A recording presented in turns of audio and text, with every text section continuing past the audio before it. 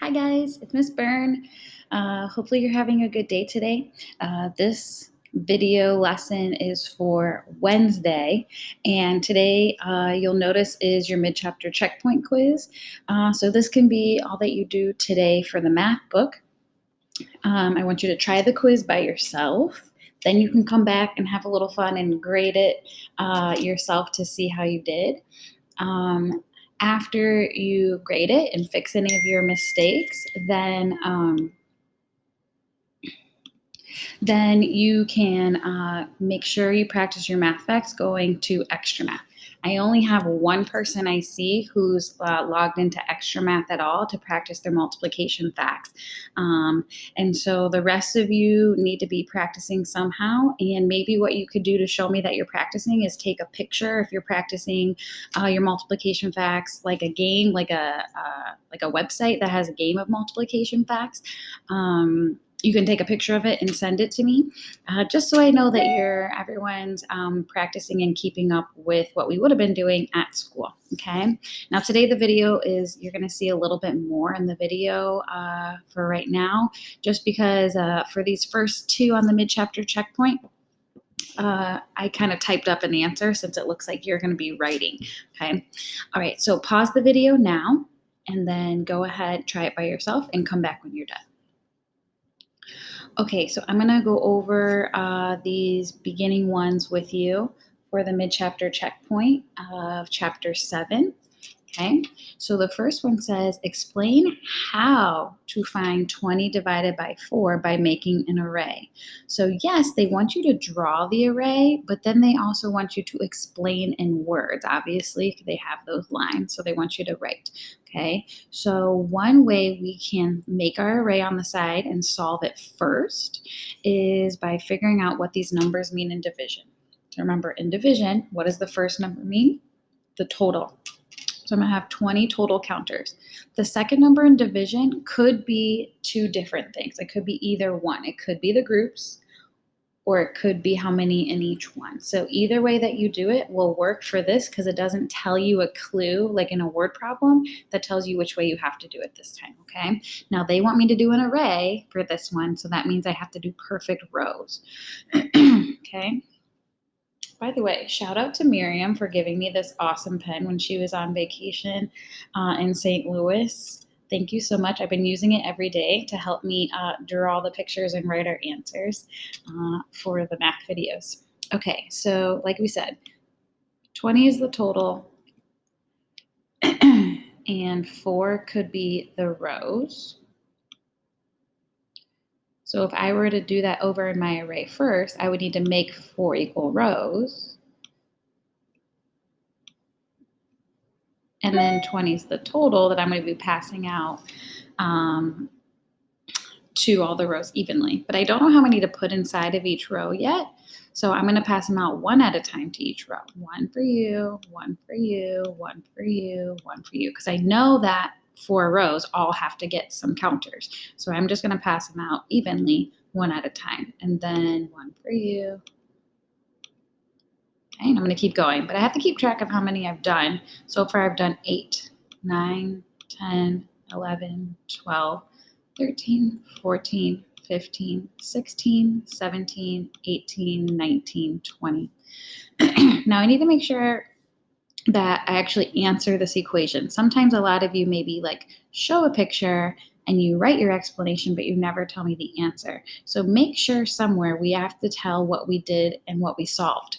Okay, so I know 20 was the total, 4 was the row, so I have to now figure out how many is in each row. So I'm going to count across the top. 1, 2, 3, 4, 5. So my answer is going to be 5, okay? I need to make sure I include that somewhere in my writing. I'm going to pull up my writing that I already wrote earlier.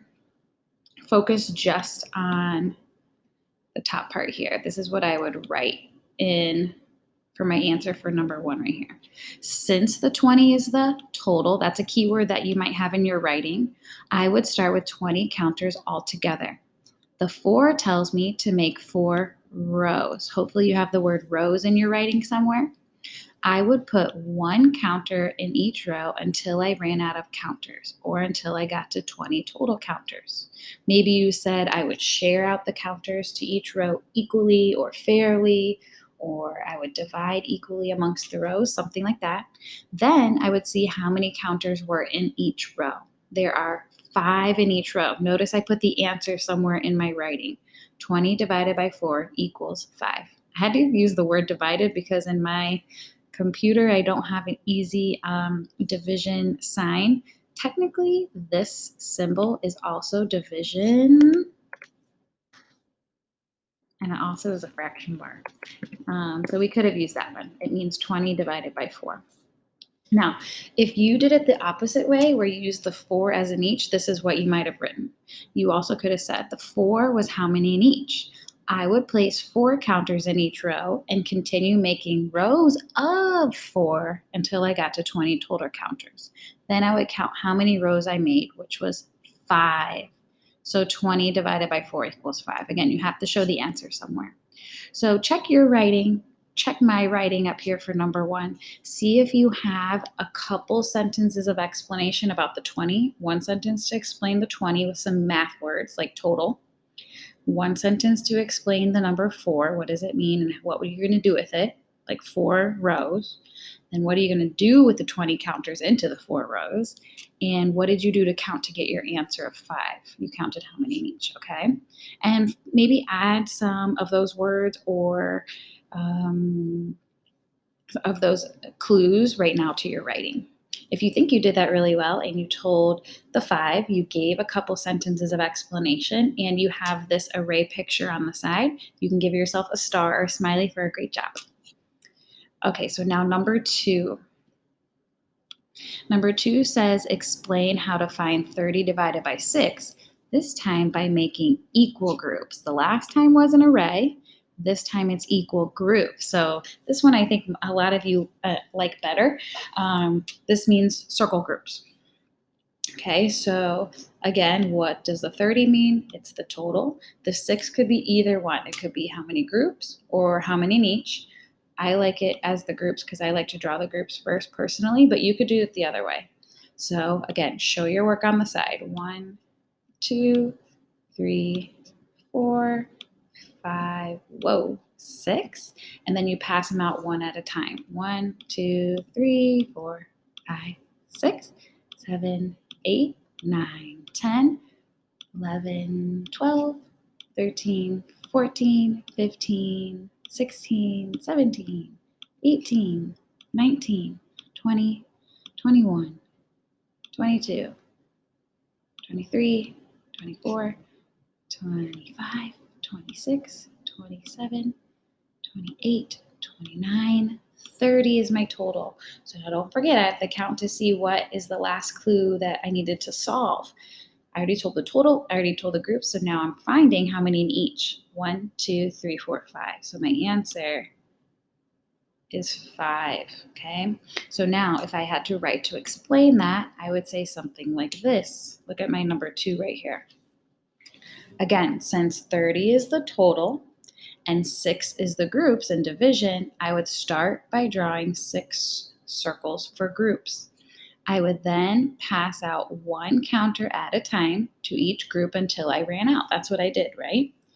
Then I would count to see how many were in each. There are 5 in each, so 30 divided by 6 equals 5.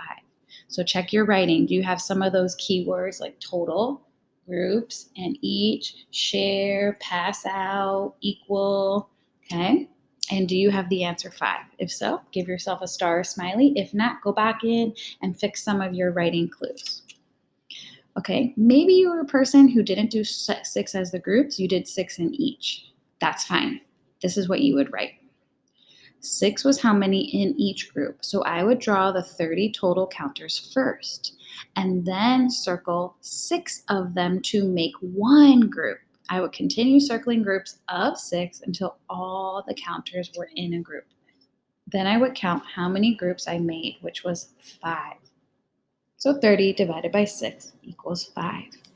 Okay, so again, check your writing, see if you need to fix anything. Okay. All right, so I'm going to stop the video there, and then I'll do a new video for the bottom of this page.